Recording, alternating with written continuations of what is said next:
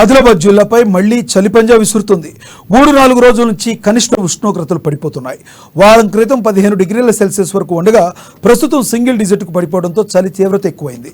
చలి కారణంగా ఉదయం సాయంత్రం వేళల్లో జనం ఇబ్బందులు పడుతున్నారు.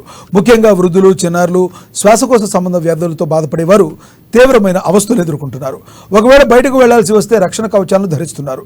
చలి తీవ్రత కారణంగా వేకోజామున పాల వ్యాపారులు, పేపర్ బాయ్లు, పారిశుద్ధ్య కార్మికులు గజగజ వణికిపోతున్నారు.